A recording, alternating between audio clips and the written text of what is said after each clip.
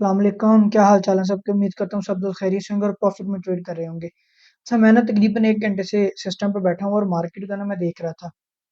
आज ना मैं आप लोगों को एक दो चीजें मजे की जो है ना वो चीजें मार्केट के अंदर बताता हूँ, ठीक है। फिर उसके बाद हम लोग जो है ना वो एनालिसिस स्टार्ट करते हैं। तो यार देखें, अगर मैं एक चीज आप लोगों को दिखाऊं ना, ये कल रात B1 ने एक काम किया। वो पता क्या किया उसने, कि मार्केट जो ना, ये बल्कि आज सुबह की बात है, मार्केट 420 से ना सीधा नीचे आई 335, यानी कि मार्केट ने जो है ना वो 85 पिप्स जो है ना वो डाउन दिए हैं और बीच में जो है ना एक भी स्पाइक नहीं दी है, ठीक है। फिर सेम मार्केट ने क्या किया कि उसके बाद एक रेंज बनाई है, छोटी सी स्पाइक वगैरह दी है। उसके बाद मार्केट ने फिर एक जो है ना एक दफा फिर से वही जो है ना वो अपनी मूव रिपीट की है, ठीक है। ये देखें जरा, मार्केट ने अगेन वही काम किया है कि 370 से लेके 286 गेन जो है ना वो 85 पिप जो है ना मार्केट फिर जो है ना वो डाउन आई, ठीक है। और इन दोनों केस में क्या हुआ कि मार्केट, ये देखें यहाँ पे भी इंडिकेटर जो है ना इसकी वैल्यू ऑलमोस्ट जीरो ही हो गई थी, और यहाँ पे आके भी हमें जो है ना वो ऑलमोस्ट इंडिकेटर की वैल्यू जो है ना वो जीरो हो गई थी। लेकिन एक बात तो आप लोगों ने हमेशा याद रखनी है कि इंडिकेटर जो है ना वो अलग नहीं है मार्केट से। बेसिकली ये जो इंडिकेटर वैल्यू आप लोगों को बताता है ना बायर्स और सेलर्स की, ये इन कैंडल्स को रीड करके बताता है। यानी कि जब कहीं पे 10 कैंडल लगातार लग जाएंगी ना सेल की, तो वो खुद ब खुद ही आरएसआई की वैल्यू को जो है ना वो नीचे ले आता है, ठीक है। तो बस होता ये है कि कुछ लोग जिन्होंने ये इंडिकेटर बनाए होते हैं ना वो इन चीजों को रीड करते हैं, कैंडल्स को ना वो एक एवरेज निकाल लेते हैं कि यार इस तरह की सिचुएशन में तकरीबन इतनी कैंडल्स के बाद स्पाइक लग जाता है, इतनी सिचुएशन में जो है ना इतनी कैंडल्स के बाद जो है ना वो स्पाइक लग जाता है, ठीक है। तो मोस्ट ऑफ द टाइम हमें जो है ना यहाँ पे स्पाइक देखने को मिल जाते हैं इंडिकेटर पे ना। हम लोग भी लाइन वगैरह लगाए तो हमें जो है ना वो स्पाइक लग जाता है, ठीक है। लेकिन बेसिकली जो है ना वो इंडिकेटर जो है ना ये कोई अलग इसके पीछे स्टोरी नहीं है, ये कोई कुछ नहीं है। ये ऐसा नहीं है कि इंडिकेटर से जो है ना हम लोग स्पाइक पकड़ सकते हैं। ये बेसिकली आप लोगों की कैंडल्स रीड करके आप लोगों को वैल्यू जो है ना वो देते हैं, ठीक है। तो अभी ये मैं आप लोगों को बताने का मकसद है, ये देख लें दो मूव, एक ये वाली लगी है और एक ये वाली मूव लगी है। यानी कि ये इतनी खतरनाक मूव थी कि अगर कोई बंदा इनके अंदर अटक जाता तो वो पूरे का पूरा उसका अकाउंट जो है ना वो वॉश करने की एबिलिटी रखती थी, उसका अकाउंट जो है ना वो वॉश हो सकता था, ठीक है। अब स्टार्ट करते हैं हम लोग एनालिसिस। लेकिन उससे पहले जल्दी से जो है ना वो चैनल को सब्सक्राइब कर दें और बेल आइकन प्रेस कर दें। अभी देखें, अभी B1 जो है ना वो, अगर मैं देखूँ ना B1 को कहाँ से जो है ना वो वापस जो है ना वो B1 स्पाइक दे सकता है, ठीक है। अगर मैं इसको देखूँ तो ये वाली जो है ना वो मूव हो रही थी, मार्केट ने ये मूव दी है लंबे वाली, ठीक है। फिर यहाँ पे आके मार्केट ने एक स्विंग बनाया है, तो फिर मार्केट जो है ना वो ऊपर चली गई है। अच्छा, सबसे पहले तो हम लोग ये स्टोरी ये समझते हैं कि यहाँ से इसको रिजेक्शन हुई है, कोई सॉलिड पॉइंट है या वैसे रिजेक्शन हुई है। अगर आप लोग बड़े टाइम फ्रेम में देखेंगे ना, तो आप लोग ये देखें कि ये जो है ना वो रेजिस्टेंस एरिया आप लोगों का, जहां से मार्केट को बेसिकली रिजेक्शन हुई है। इसका मतलब है ये मार्केट ने एमी रिजेक्शन नहीं दिखाई है, ये एक अच्छी खासी जो है ना वो ऊपर रेजिस्टेंस थी, जिसने मार्केट को जो है ना वो नीचे पुश बैक किया, ठीक है। अच्छा, अब फिर जो है ना, अब हम लोगों ने चूंकि एंट्री लेनी है, तो फिर जब इस तरह का कोई काम हो जाता है ना कि मार्केट बड़े टाइम फ्रेम में एक पॉइंट से ज्यादा हैवी रिजेक्शन मार्केट को मिल जाए, जैसे यहाँ पे भी रेजिस्टेंस से मिली है, तो अब हमें जो है ना वो एंट्री के लिए भी जो है ना वो सॉलिड पॉइंट देखना पड़ेगा। छोटी जो माइनर रेजिस्टेंस माइनर टीएल होती है ना उनको भी हम लोग भूल जाएंगे, अभी हमें कोई ना कोई मेजर जो है ना वो टीएल चाहिए। इस टाइम जो ये वाली टीएल है ना, ये हमारी मेजर टीएल है, यानी कि जो हमारा ट्रेंड है ना वो बेसिकली इसको फॉलो करता हुआ नीचे से ऊपर आ रहा है, ठीक है। तो अभी हम लोग वेट करेंगे मार्केट के यहाँ आने का।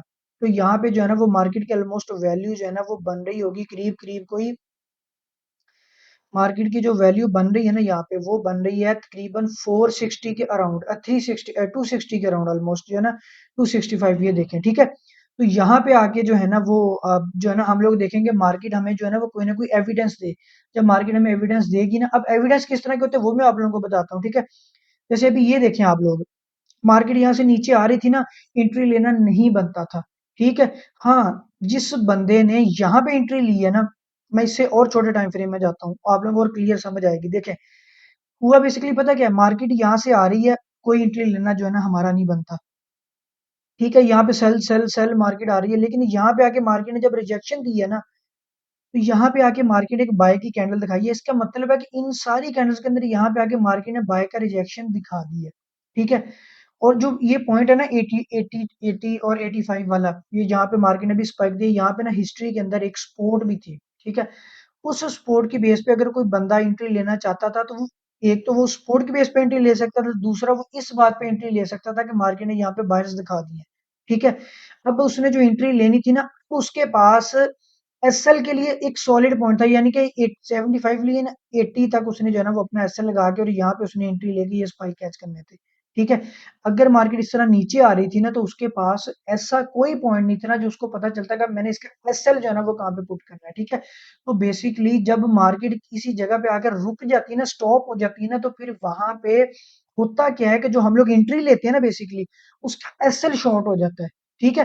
अभी भी हम लोग अगर एंट्री लेंगे ना, यहाँ पे ये देखें जरा, कोई बंदा जो है ना इस इतने एरिया को जो है ना वो टेस्ट करना चाहेगा स्पाइक के लिए, आप लोगों के पास क्लियर क्या होगी, ये देखें एंट्री बन रही है आप लोगों की 290 के करीब, हाँ 290 से, ठीक है। और एसएल आप लोगों का जो है ना वो बन रहा है 280, यानी कि आप लोगों को पता है कि 10 पिप का जो है ना वो एसएल बन रहा है, ठीक है। लेकिन इस केस में आप लोगों को कहीं पे नहीं पता होता कि आपका एसएल जो है ना वो कहाँ पे बन रहा है और कहीं पे नहीं बन रहा है, ठीक है। इसलिए मैं हमेशा कहता हूँ कि यार मार्केट को जो ना जिस जगह पे आप लोगों ने बाय की अगर एंट्री लेनी है ना, तो पहले वहां पे बायर्स को आने दें, उस जगह को बायर्स को उस जगह को फिल करने दें, फिर हम लोग बायर्स की एंट्री लेंगे। इसी तरह सेलर्स का केस है, जब आप लोगों ने ऊपर से सेल करना है पहले वहां पे सेलर्स आने दें, जब वो एरिया सेलिंग से फुल फिल हो जाएगा, फिर आप लोगों ने वहां जो है ना वो एंट्री लेनी होती है, ठीक है। अब हम लोग जाते हैं जी क्राइसोजन के ऊपर। क्राइसोजन की अगर मैं बात करूँ ना, तो ये देखें जरा, जो हम लोगों ने रेजिस्टेंस एरिया मार्क किया था ना, वो मार्केट ब्रेक करके जो है ना वो ऊपर चली गई है। ये वाला जो है ना वो हमारा रेजिस्टेंस एरिया था, ठीक है। तो मैं अभी डिलीट करता हूँ, ये नीचे वाला जो है ना वो हमारा रेजिस्टेंस एरिया था।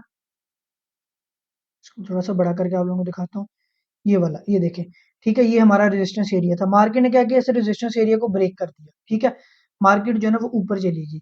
अब देखें हुआ क्या कि अब मार्केट जो वापस नीचे आई ना, वो आप लोगों को भी क्लियरली पता होना चाहिए कि अब मार्केट जो है ना वो इस एरिया को क्या करने आई है, रीटेस्ट करने आई है, यानी कि इसका टेस्ट करने आई है। इसको टेस्ट करके अब मार्केट वापस ऊपर जाएगी, ठीक है। अच्छा, अब फिर दूसरी बात ये आती है कि भाई अब हम लोगों ने अगर एंट्री लेनी है तो हम लोग एंट्री कैसे लेंगे। देखिए दो चीजें हैं, एक चीज तो ये है कि ये वाला जो एरिया मार्केट ने जिसको रीटेस्ट किया है H4 के अंदर, ये वाला मार्केट अगर इसको ब्रेक करके वापस नीचे आ जाती है ना 204 से 220 वाले एरिया में, और फिर नीचे आके इसको वापस रीटेस्ट करती है, फिर हम लोग जो है ना इस एरिया से एंट्री लेंगे ऐसे। अगर मार्केट इस एरिया को क्रॉस करती है तो पहले आप लोगों ने वेट करना है, इसको इस एरिया को क्रॉस करने देना है, अदरवाइज मार्केट जो है ना वो बाय में जाएगी, ठीक है। दूसरा सिनेरियो ये है कि अगर मार्केट ऊपर निकल आती है, यहाँ पे वापस आ जाती है, ठीक है। अगर मार्केट यहाँ पे आती है ना, तो ये लाइन 270 यहाँ पे, ठीक है, ये भी एक रेजिस्टेंस थी। अगर मार्केट इस एरिया में वापस आती है तो फिर हम लोग यहाँ पे प्रॉपर इसका स्विंग बनने देंगे, जिस तरह ये स्विंग बने ऐसे।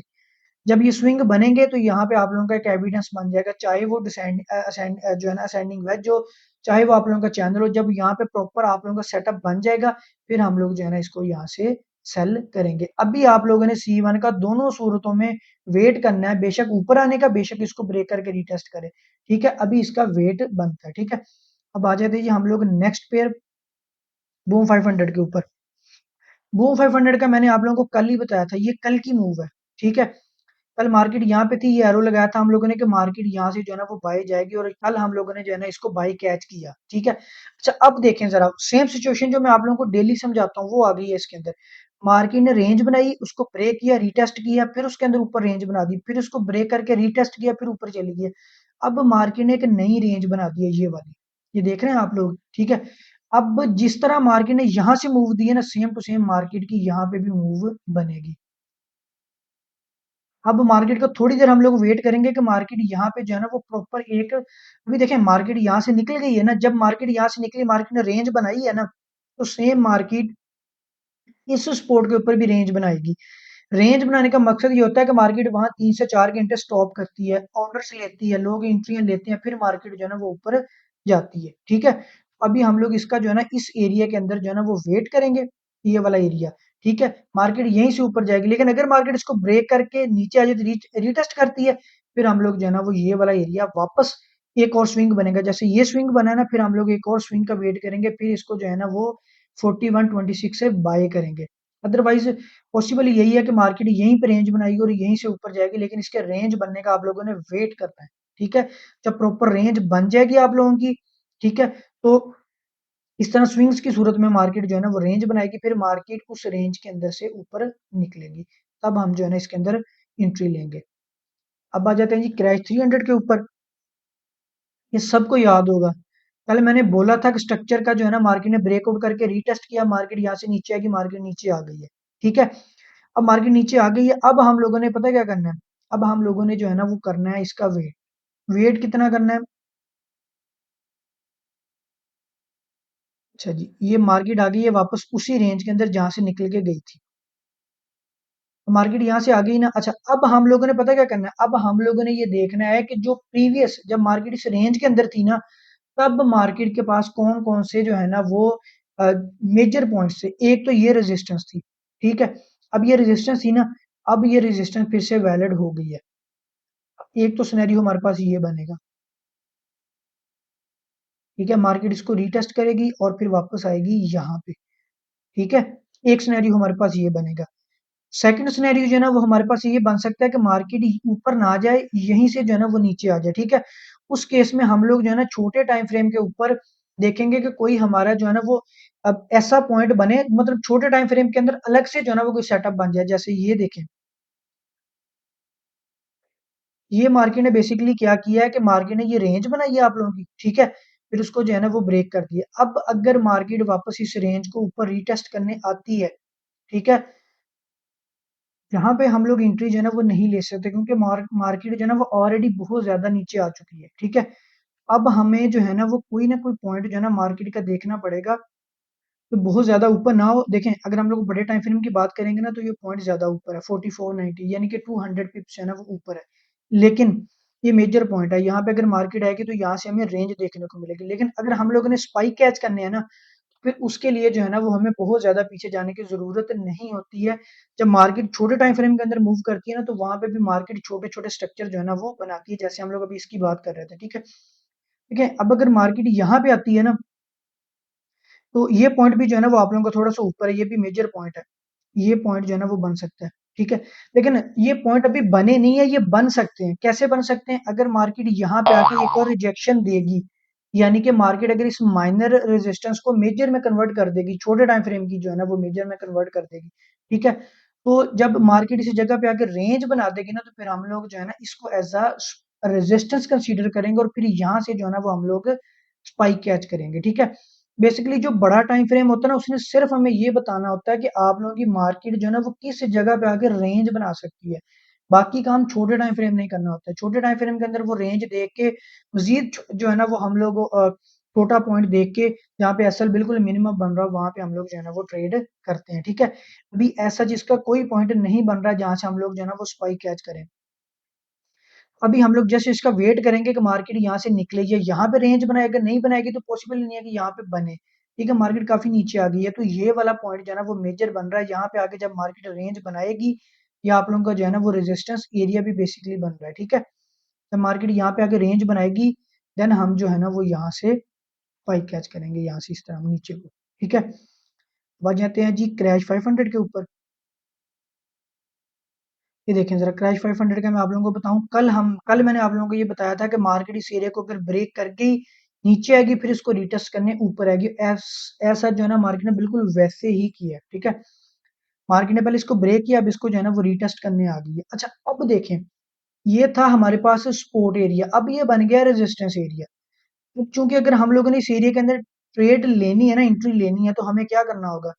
हमें करना ये होगा कि हमें मार्केट, ये देखिए यहाँ पे मार्केट ने ये तो शो करवा दिया कि यहाँ पे जो है ना वो आप लोगों का रेजिस्टेंस एरिया है। लेकिन जब हम छोटे टाइम फ्रेम पे आएंगे ना, तो यहाँ पे मार्केट ने कोई भी ऐसी हमें चीज अभी तक नहीं दी है जिससे ये क्लियर हो कि मार्केट यहाँ से नीचे आएगी। ठीक है, तो जब भी मार्केट ने एक पॉइंट से नीचे आना होता है ना रेजिस्टेंस एरिया पे, तो उसकी कंफर्मेशन हमेशा आपको छोटा टाइम टाइम फ्रेम जो है ना वो देता है। तो छोटे टाइम फ्रेम के अंदर तो सेलर्स है ही नहीं, छोटी छोटी कैंडल जो है ना वो लग रही है, हमें जो है ना वो यहाँ पे स्विंग चाहिए प्रॉपर। यानी कि मार्केट जो है ना वो इस तरह एक लंबी मूव दे, ठीक है, फिर वापस जाए ऊपर, फिर मार्केट नीचे आए, ठीक है, बेशक इसे थोड़ा सा नीचे आ जाए, फिर मार्केट जो है ना वो अगेन जब ऊपर जाएगी, तब हम जो है ना वो एंट्री लेंगे।